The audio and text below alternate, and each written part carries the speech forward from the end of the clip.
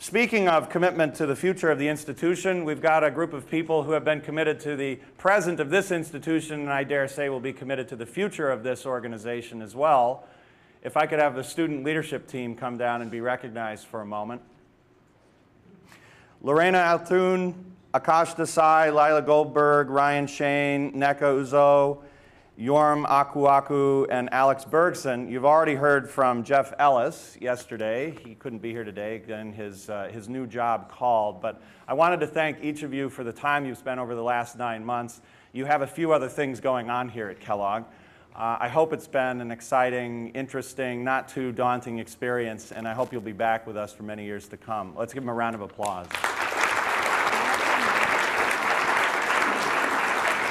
Great. And in keeping with the tradition, the students who are with us last year, the students who've been with us 2 years in the leadership team, I offer them 3 minutes to say whatever they like. And that is high risk, but you know what? High risk, high reward. So here you go. Yorm, take it away. Rob. Is this on? Perfect. So it's always a tough act to follow the dean. She's really, all of that energy, I'm really a soft-spoken person, rather quiet, so it's always hard to follow the dean. So my story, I'm going to share with you my story of how I came to Kellogg and how I see the theme of change at scale going forward. So 3 years ago, I sat in this auditorium for the first time, not as a Kellogg student, but as a young woman at a crossroads. At that point in my life, I had kind of racked up all the requisite accomplishments for someone that was coming from my part of the world, from Ghana, Africa. You know, I was an honor student, I was on the dean's list, I had all these service awards in college, and then at the time, I was working for what was considered to be a top firm in my industry. But then there was something missing. I didn't feel a connection to the work that I was doing. And even more importantly, I didn't feel that the work that I was doing was making any sort of impact. And so with these series of questions and then kind of a series of serendipitous events, I was led to the 2011 Africa Business Conference that was held here at Kellogg. I remember sitting in the audience that day and listening to a lot of young Africans talk about how they were using their business skill sets to create transformational change on the continent. One person, for example, was using simple SMS messages to connect farmers in rural places in Uganda to marketplaces in the cities so that they could make informed choices about how they would price their goods. Another person had moved back to Google in Nigeria and was heading that office to make sure that young entrepreneurs would be able to be connected to a global marketplace. Last night, as I was trying to put this together, I went back to look at the conference website just to make sure that I had these stories straight. And I remember that all the young people whose stories resonated the most with me actually ended up to be all on the same panel, a panel on entrepreneurship and innovation that Rob Walcott moderated 3 years ago. I don't remember meeting Rob then, but it's all serendipity, right? And so that was a really defining moment for me. Fast forward to 18 months later, I led the 5th Africa Business Conference here at Kellogg. At the end of the day, a young woman came up to me who had heard my story about how I came to Kellogg and told me how it had inspired her. She was kind of feeling the same sentiments I had felt the first time that I came to the Africa Business Conference. She told me that I had given her a renewed sense of purpose for the work that she was doing. She was actually working for a mining company here in Chicago, and they were thinking about how they were going to expand internationally. So she was going to go forward and present a plan on how they could move into, they hadn't thought about Africa, which to me was weird, mining Africa. But they hadn't thought about Africa yet, and so because of what she had learned at the conference, she was going to make a strong case for why they should go to Africa and use that as kind of her way of creating some sort of impact on the continent. And so I guess in closing, I want to say that my time here at Kellogg has taught me that change at scale begins by following your gut, listening to that still small voice inside of you, and following it in spite of not knowing where it might lead you. And then also relentlessly pursuing your passion in a way that it creates a ripple effect, and then finally paying it forward. And in the spirit of paying it forward, I really wanted to say thank you today to Rob, who has given me this platform over the last 2 years to learn so much, to inspire me to do things, to do big things going forward on the continent, and who I didn't even know 3 years ago started that journey for me to bring me to this point today. Thank you so much.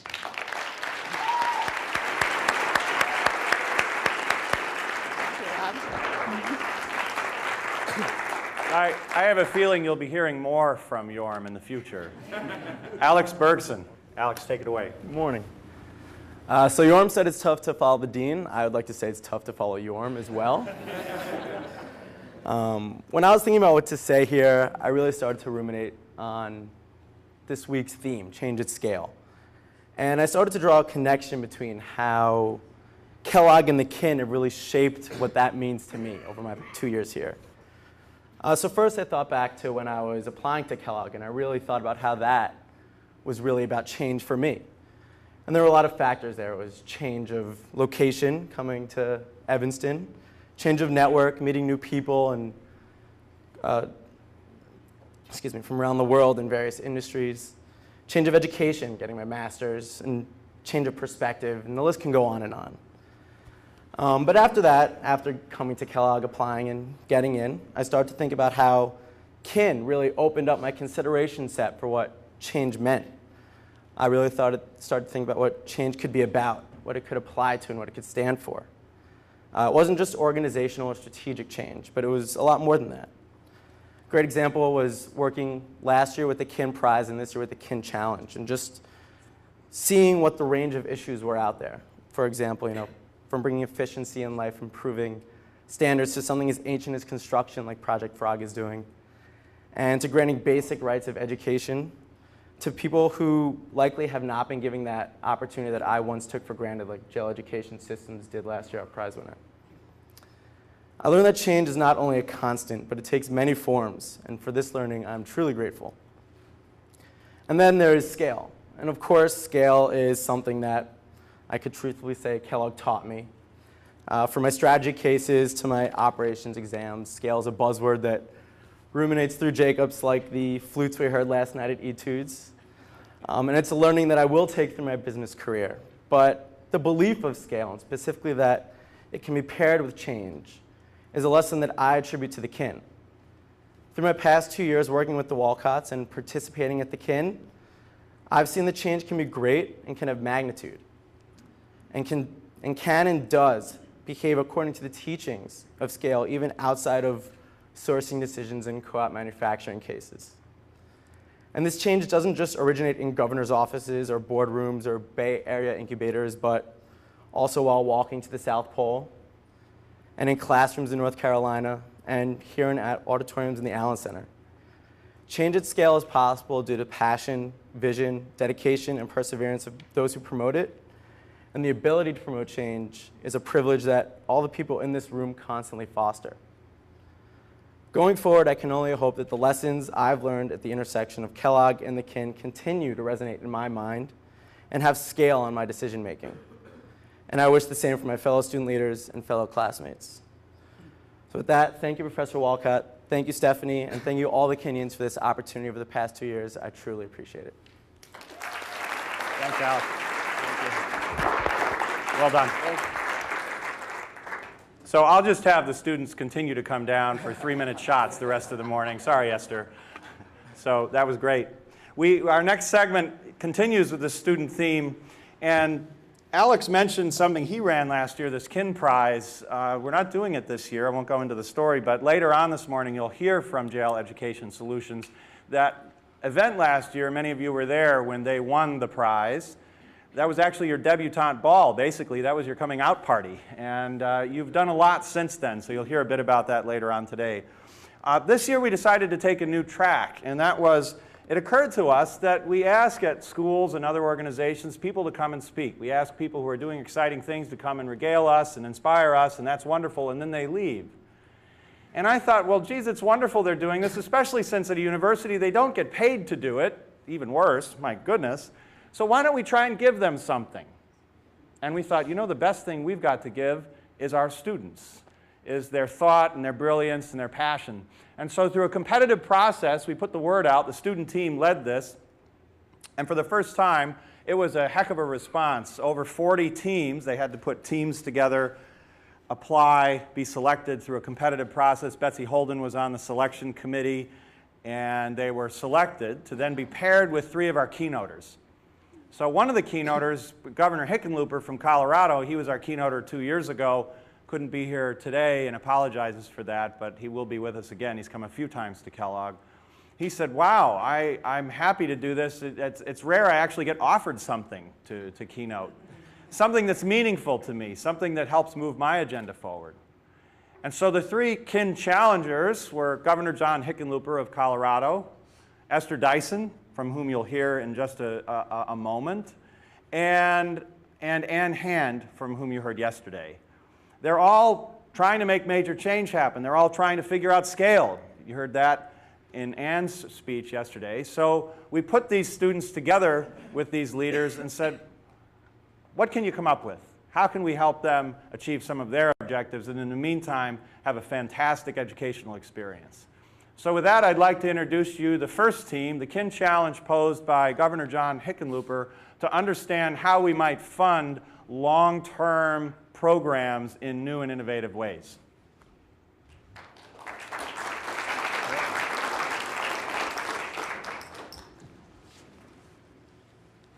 Should we?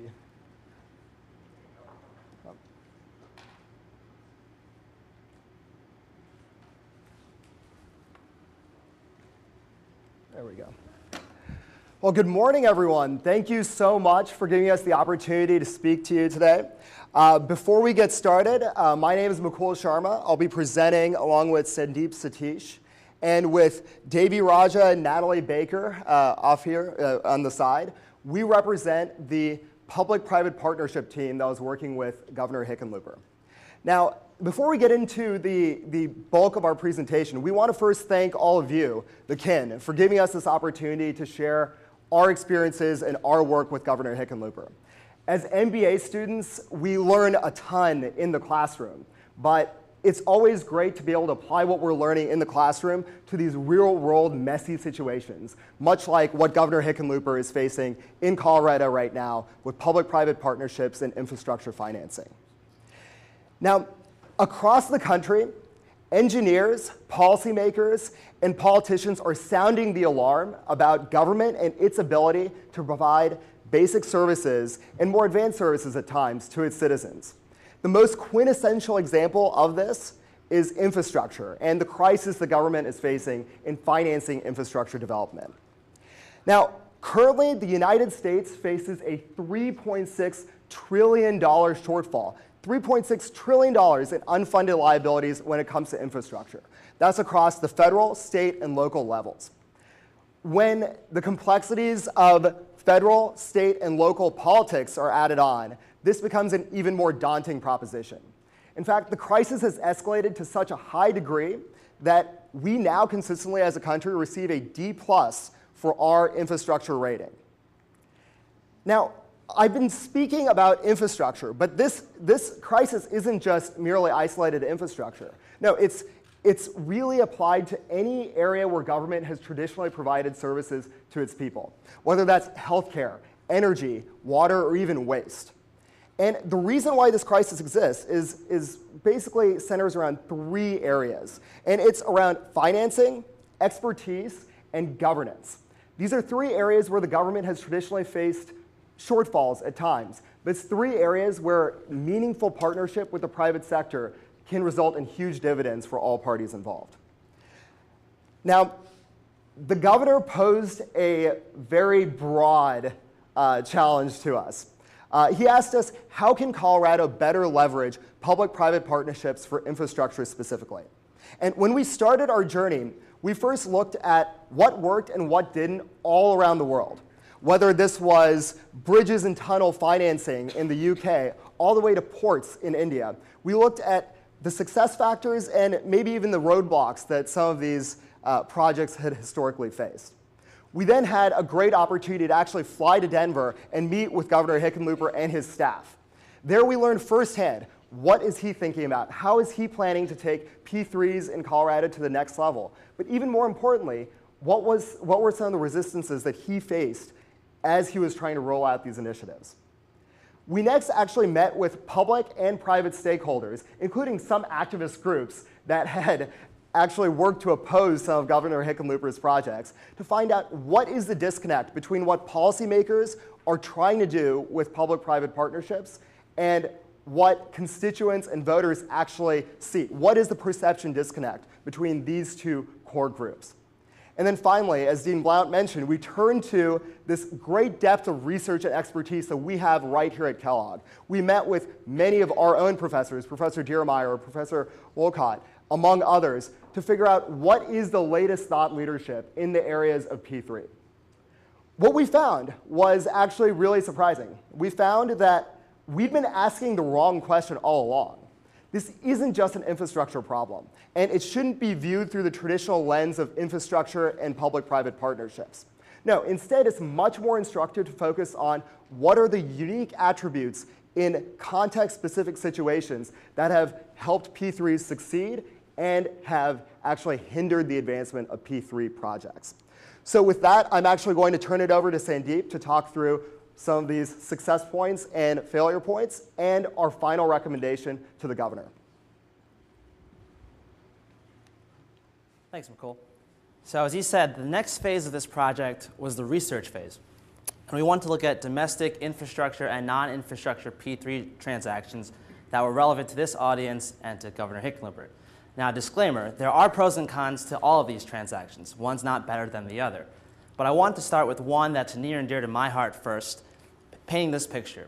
I was a 25-year-old associate 2 years ago, working on my first P3 transaction at Citigroup.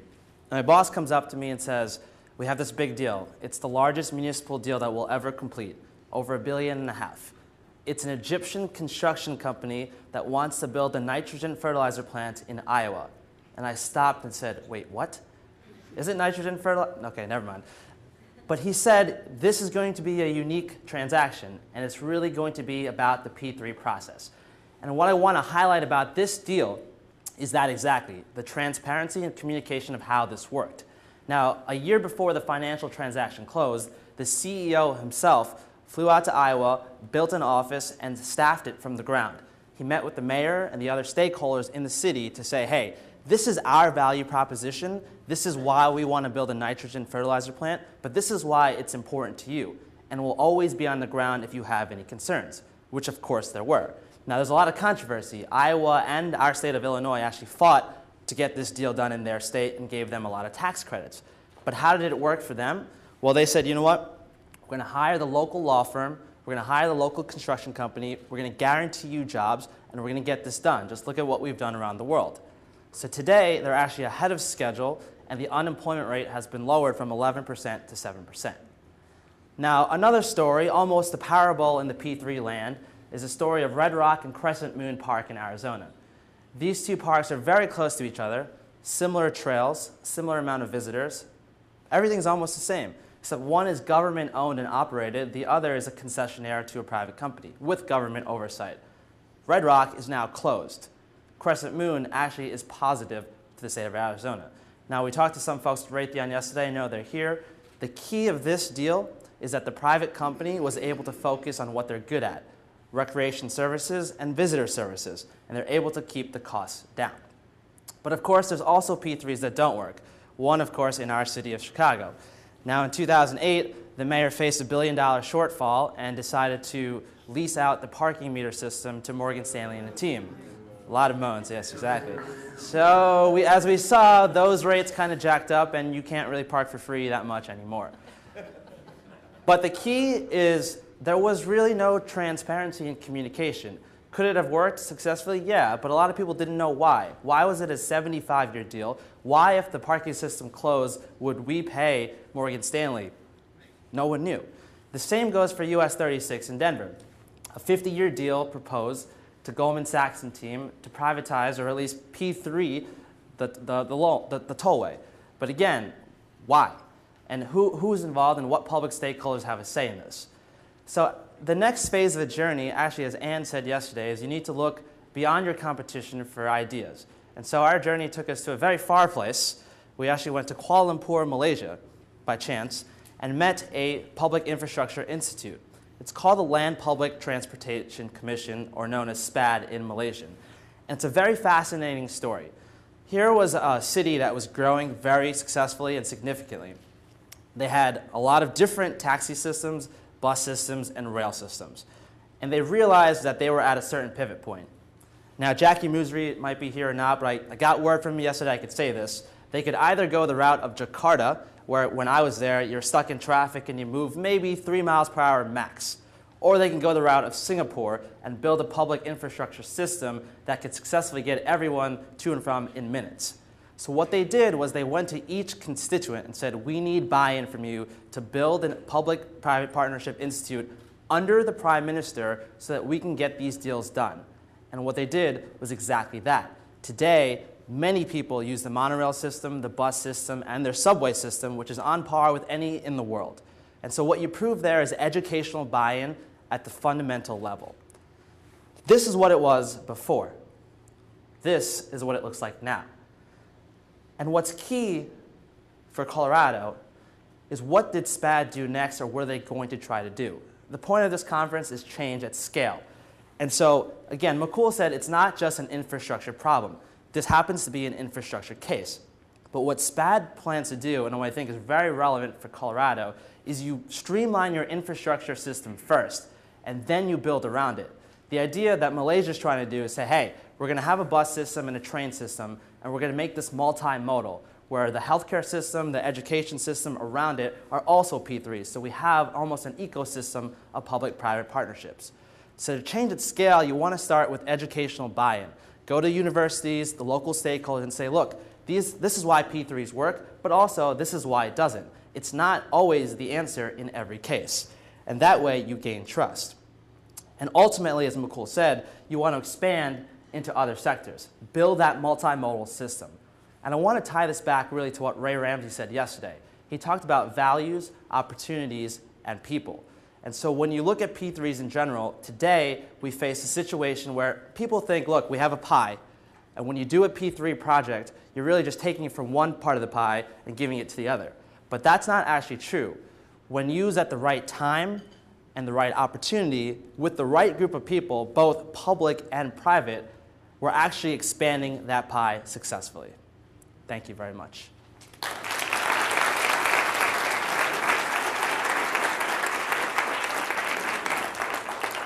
So I have to say, I'm glad that you guys aren't raising money today, because we'd probably be investing. The other thing I'd like to say, Sandeep and Mukul were great to start this out. You saw their passion and their acumen as well in this kind of a setting. I'd also like to say that the individuals in these teams were selected through this competitive process have a lot of relevant background and insights. And your team, Natalie, was on the staff of the First Lady before coming to Kellogg, and each of you has a long list of relevant background here. So they didn't just get the students that happened to sign up didn't have anything else to do. They got people who really wanted to be here and had the right background to address these challenges. So thanks a lot, guys. That was really inspiring. Peter, you have a thought or question? Just one thought. I think it's very relevant is when we met with the governor in his office, we were having a great meeting, and his chief political advisor came in and put the hook around his neck, and he actually told her to go away. He was enjoying the meeting, and I spoke to him afterwards. I mean, these guys were really... By the way, I'm not sure, you understood, so someone came in and the governor had something important to do, an emergency, and he said, and it wasn't the mudslide, by the way, this was way before that. There was a session, and things were going bad in the legislature, and he said, look, you know what, I'm going to stick with this meeting for a while. More importantly, afterwards, he said, these guys were thrilled to be with him. He said, Peter, they might have been thrilled, I was more thrilled. It was so inspiring to sit with young people and get their enthusiasm and their thoughts about something critical to me. That was inspiring to me. Great. Something we always forget. Great. Thanks, Peter. And by the way, it was Peter who introduced us to John Hickenlooper in the first place. And then, of course, Kelly Kwan went on to run COIN, the Colorado Innovation Network. So that's how this stuff happens. So if you know really cool, interesting, exciting, fun, brilliant, I don't know, they smell nice people, let us know. So the second team worked with Ann Hand in this extraordinary challenge of scaling that she articulated yesterday. Where to next for Project Frog, in particular the application of new technologies and the model, that beautiful model, the 4 boxes that Ann presented yesterday. And so we're going to hear from Karn and Fong about this journey. Karn and Fong.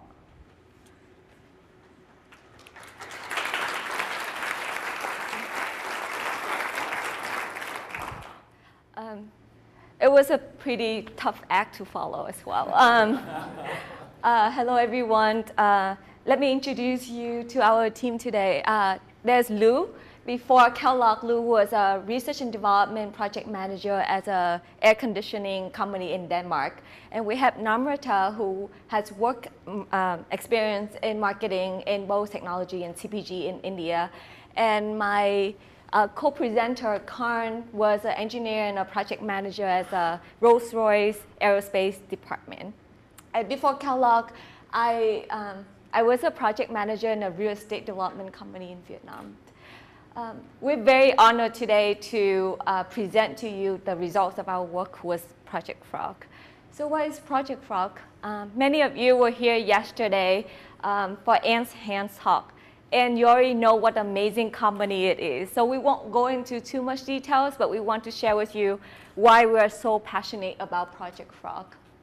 Founded in 2006, Project Frog has become known as one of the most successful startups in the clean tech industry. Anne Hands, Project Frog CEO, is Forbes top 10 most powerful women entrepreneurs 2013. So Project Frog is known to be a supplier of prefabricated construction materials. They're inexpensive, they're fast, they're easy to build. But what's so exciting about it? I mean, modular homes has been around since the 18th century. I think many of you can relate to this as well. People tend to lump innovative ideas with old ideas together to make sense of things. And to establish yourself as an innovative disruptor, you have to break out that lumpiness. How has Frog been able to differentiate itself, to make it so special, to make that breakthrough? By the way, this is not a frog building. Frog buildings are very, very beautiful, as you can see. They're beautiful because they have been meticulously designed, taking into account of every step of the process of a building construction. Human-centered design is at the heart of the building. And these beautiful, technologically component buildings are packed into these IKEA boxes, shipped to the construction site, and installed in a matter of weeks. For a real estate developer, right, for me, this is magical. And more beautifully, once installed, these buildings take on themselves to change the world. And how do they do that? Compared to a traditional building, a 50-year lifetime Frog buildings cost 60% less energy consumption, 82% less air pollution, 87% less fossil fuel use, and 90% less construction waste. I mean, these are really disruptive numbers. And because they're so big, Frog has primarily focused in education and hospital sectors, because these are the sectors that need changes the most, and these are the sectors that have the most potential for impact. Just to give you some preference number, there are 100,000 public school buildings in the US. 15,000 of them have airs that are unfit for breathing. 40% of our school students are exposed to risk of asthma, which translates to $2.8 billion of treating school students for asthma every year. If all of these 100,000 public school buildings were to convert to a Frog building, US taxpayer would save $4.8 billion in energy saving every year, money that can go into education improvement for our students. So in 2007, during the very first iPhone launch, a very wise man told the world, every once in a while, a revolutionary product comes along that changes everything. What he didn't say, but did brilliantly, was behind a revolutionary product is a revolutionary process. For all the reasons that we have shared with you today, we really believe that Frog building is such a revolutionary product. And how can we have Frog apply revolutionary process to forever change the construction industry? I'll pass it to my teammate here. Oh, okay. Thanks. So prior to Kellogg, I used to work for a jet engine manufacturer in the UK. Every time I used to walk through the plant, I used to notice how everything was so neatly laid out and intricately organized. The workers took great pride in everything they did. Many of them had been around for years.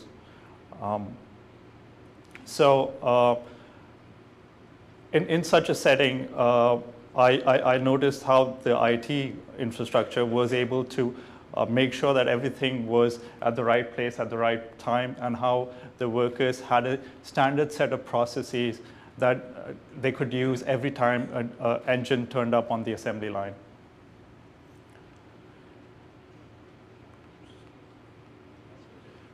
So this is where buildings are manufactured. Dean Blount actually referred to this as being ugly. I don't disagree.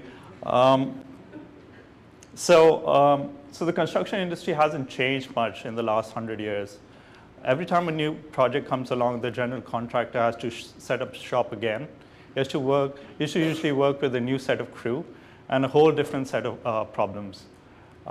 This industry also hires a high number of temporary workers. So how can we use technology to standardize and streamline processes in such a chaotic setting? So I'll illustrate the construction process for you by taking you through a day in the life of Bob, the construction worker. So he starts off it's his first day on the job, and he starts his day by having a meeting with his boss. So let's assume that today Bob has to build a staircase.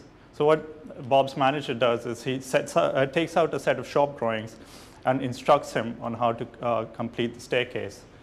Bob then goes about his job and builds the staircase. Halfway through this process, he realizes that there's a key component that's missing. Bob scours the construction site trying to find this component. He asks his colleagues, but he's unable to do so. So finally, he has to go back to his boss, who has to then reorder this component for him. This results in a lot of idle time.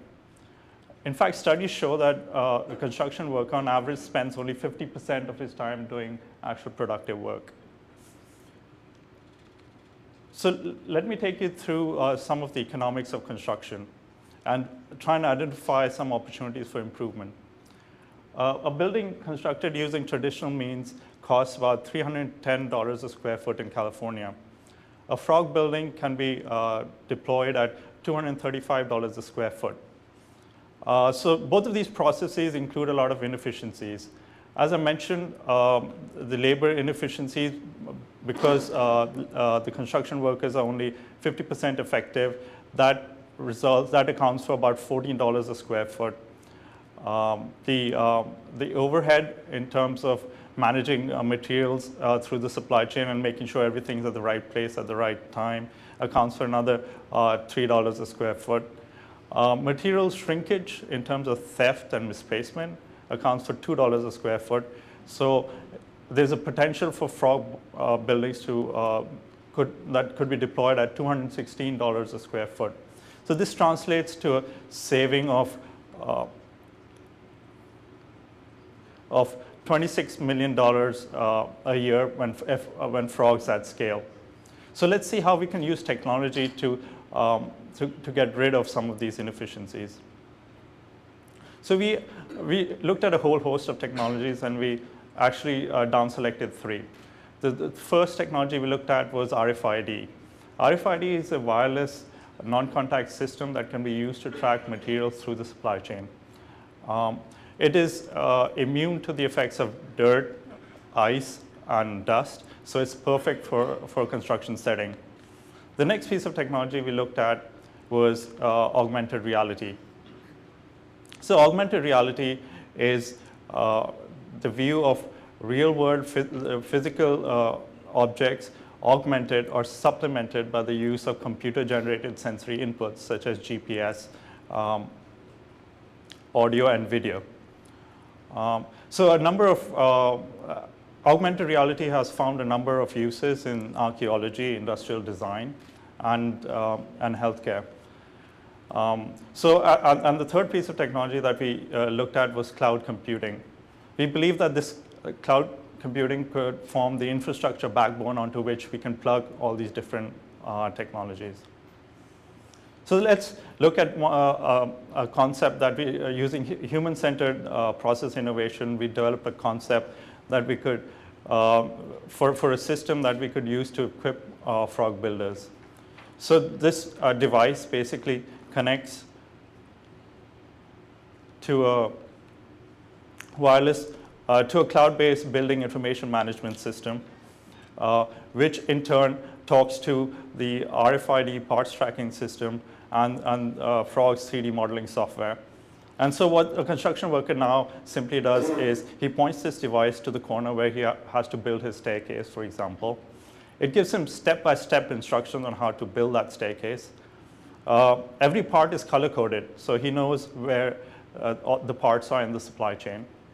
If there's a part missing, he can order it using this device before he starts the actual construction process. Every time he moves on to the next task, it records the time taken to complete that particular task. And this can be used by Frog to, in the design process to streamline their designs.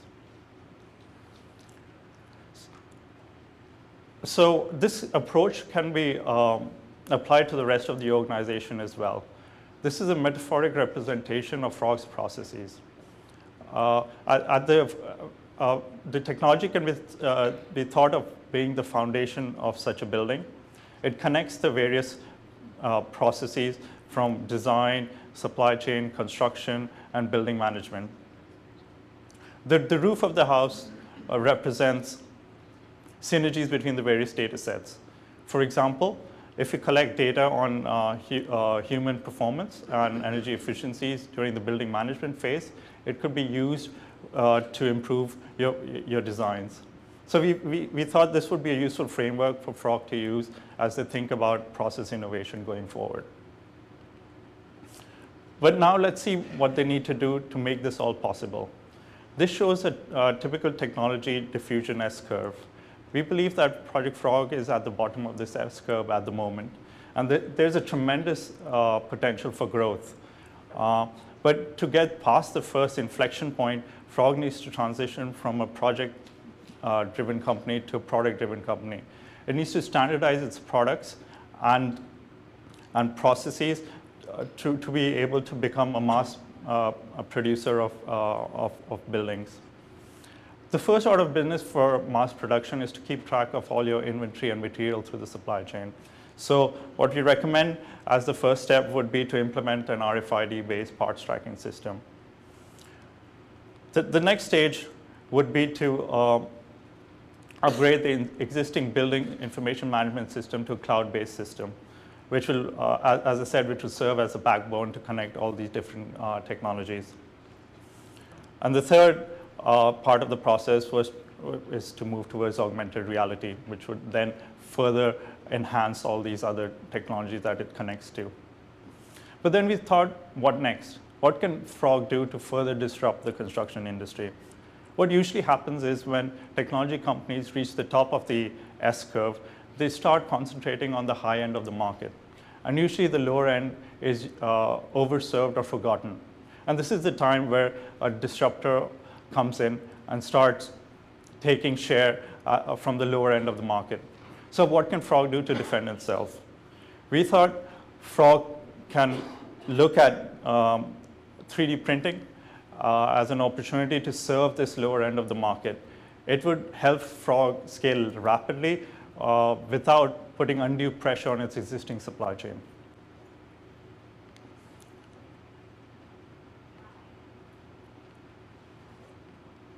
So we came up with an implementation plan for Frog. So the first step of this implementation plan is to actually validate the opportunity. So I presented a number of $26 million a year at scale. Project Frog would need to validate how much of this can be recuperated through the concepts we presented by running pilot programs. Then Frog needs to come up with a technology strategy.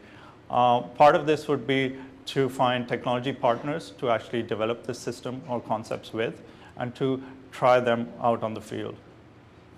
Then the last step of the process would be is organizational alignment. For a number of these technologies, for example, RFID, Frog will need to work closely with its suppliers to get them on board with this system. So in terms of the future, we think Frog is in the construction business, but at heart, it's a technology company. Frog buildings are changing the face of education and healthcare literally within the state of California. We believe the concept we have come up with would help them scale rapidly and spread to the rest of the US. So it's been a great honor to work with Frog over the last quarter and to present to you here at Kin Global. Thank you very much.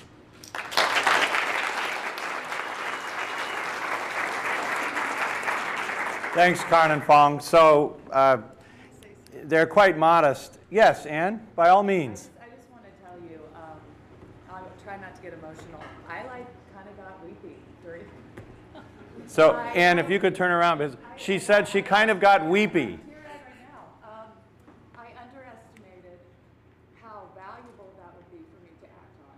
And I also really underestimated that in that short amount of time from that distance, that you would be able to really be a frogger. And you are.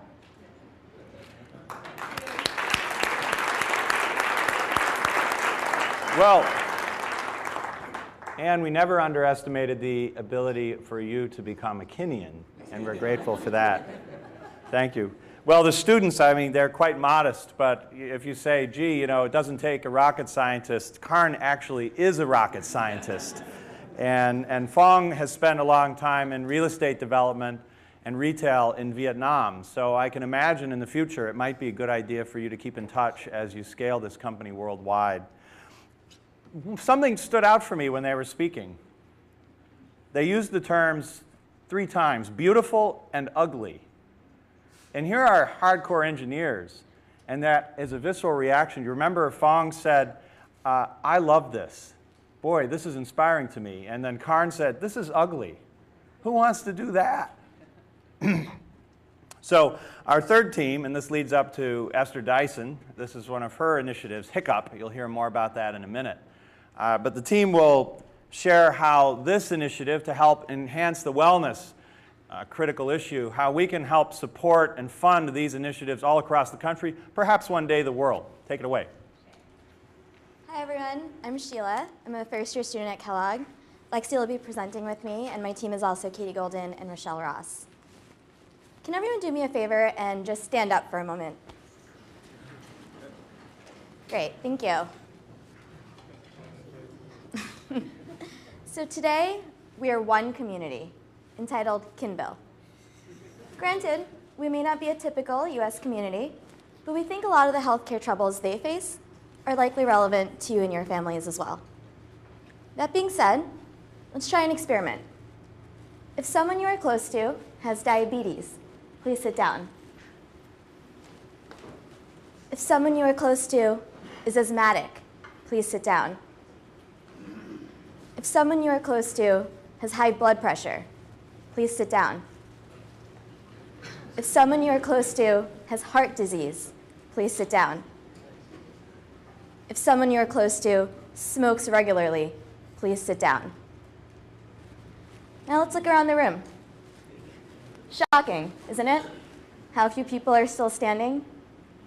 And given that the Kinville community is likely biased towards a healthier group, a more average US community likely faces even harsher healthcare realities.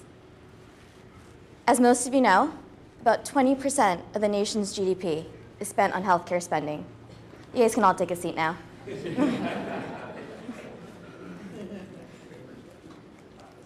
More than 34.9% of Americans are obese.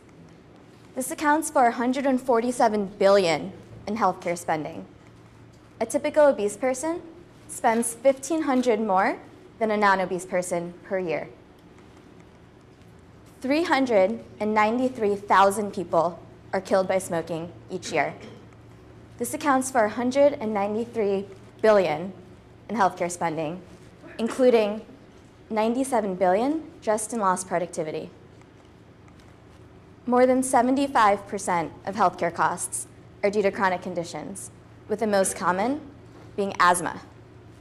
These numbers are astonishing. They are. But the most shocking thing about them is that they're all preventable. This is exactly what Hiccup realized, and this is exactly what they're working to address. So Hiccup, as you've heard, was started by angel investor Esther Dyson and CEO Rick Brush. And they have a pretty simple, yet ambitious mission. Together, they want to create a healthier world. So they started a competition entitled The Way to Wellville, in which 5 communities, over a 5-year time period, compete to become healthier.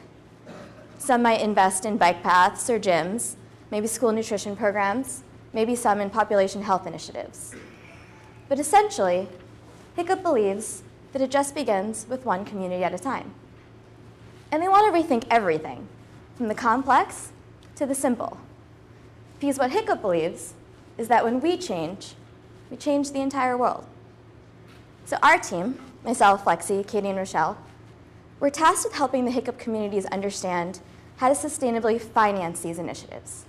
Admittedly, it's not the sexiest of topics, but it's incredibly important.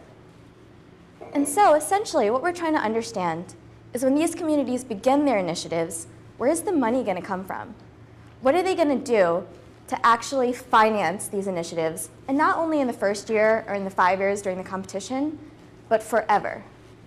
So, Kinville, let's put our thinking caps on for a minute. If you had to fund initiatives so that if I came back into this room in 5 years and asked you the same questions, everyone would be standing. Where is the money going to come from? It's difficult, isn't it?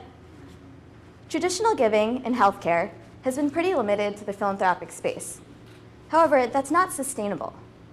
So, our team, we focused on our research on impact investing, which is essentially investing with the hope of a financial return, but more so for societal good. So, we started with the entire world of funding, everything. It's ugly, I know the slide looks ugly, because that's what it is, it's big. However, we started to think about the different mechanisms that are applicable to the Hiccup communities. Not all of them work. So we got rid of some for scale, others for feasibility, and some for timing. And we were left with about 6 or 7 different initiatives. Wellness trusts are pools of money that are given out to different resources. Community benefit involves hospitals that are reinvesting in their communities. The Community Reinvestment Act and the Community Development Financial Institutions are government regulations in which banks and financial institutions will reinvest in their communities. Interestingly, these haven't been really used in the healthcare space. They've been pretty limited to the housing market. But in our conversations with the different folks, it seems like there's a lot of opportunity here. So in our final deliverable to Hiccup, we're going to focus on the details, the risks, the considerations of all of these funding mechanisms, so that when they're working with their Hiccup communities, the communities have a tangible understanding of everything that's available to them. Today, we're going to focus on one such funding mechanism, social impact bonds. It's getting a lot of traction in the industry right now, and we think it'd be really interesting for you to learn about.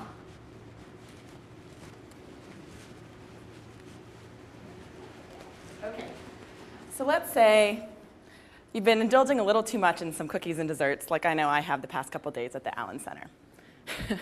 And that's potentially put us at a higher risk for diabetes. I know this might sound a little bit morbid, but diabetes is a huge problem. Some call it a global epidemic. Diabetes and prediabetes affect 7 to 10% of the population. Fortunately, for Kinville, there's an intervention.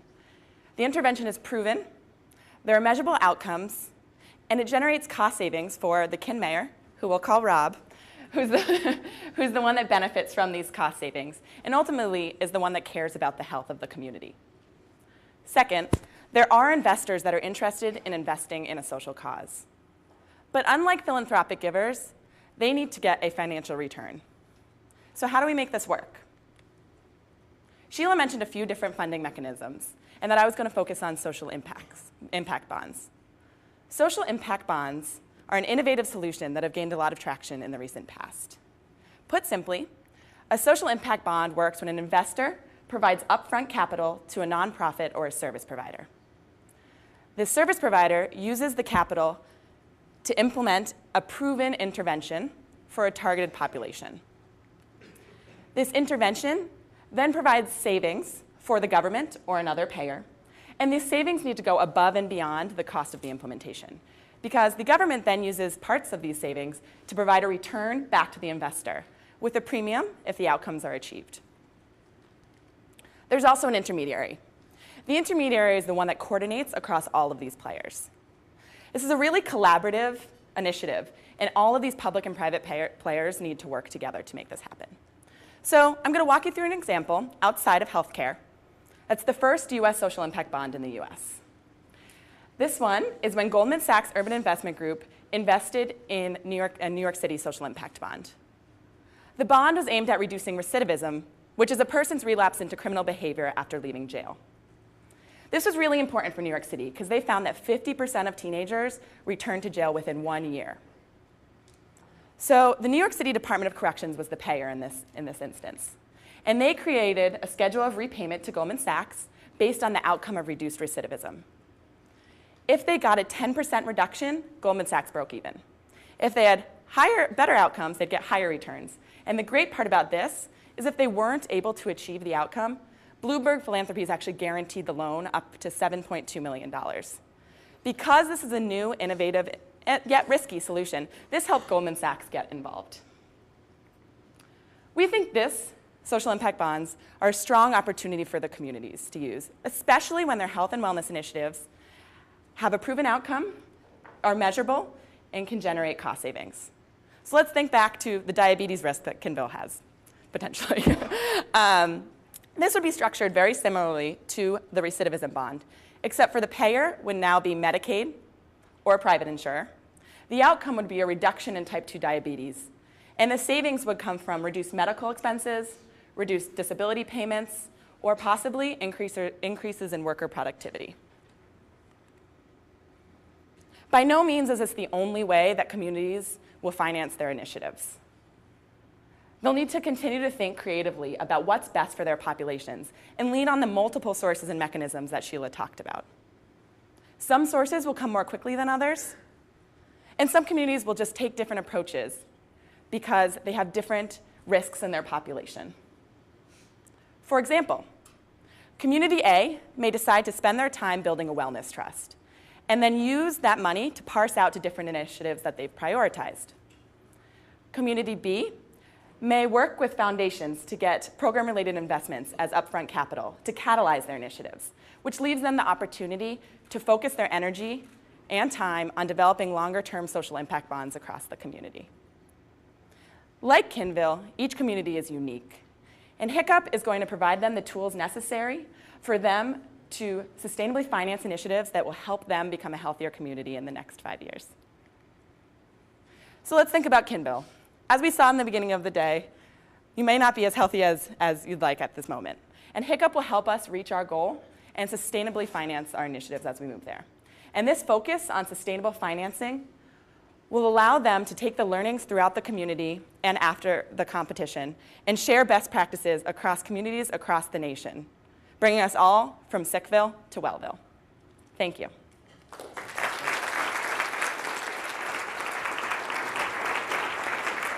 Thanks, Sheila and Lexi.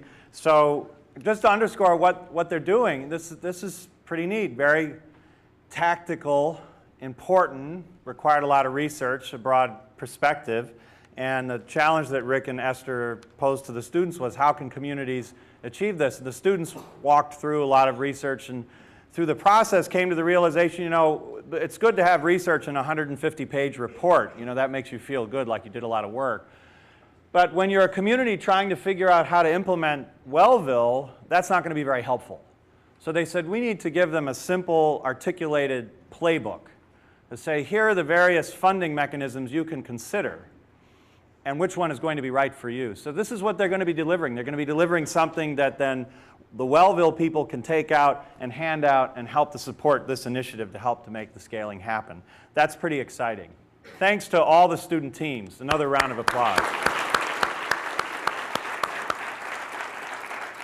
And looking to next year, this Kin Challenge thing was an experiment, as are many things here at Kin. If you pay attention, you'll notice there are always a few experiments going on. Some work, some don't. I think this one worked. As a result, we're going to turn this into a full credit class next spring, 2015. So students will still apply through a competitive process. These students did this out of the goodness of their hearts and the passion and interest that they had. They received no credit for this. Next year, students will receive credit for this effort. So I ask you, what challenges do your organizations have? In the future, I imagine we'll have a competitive process to select the challengers. So who are the people making the change happen in the world? Who are the people that have the challenges that are relevant and interesting that our students can get excited about and can help move your agendas forward? So thank you again to all the students and also to Kellogg for providing a platform that allows us to experiment like this.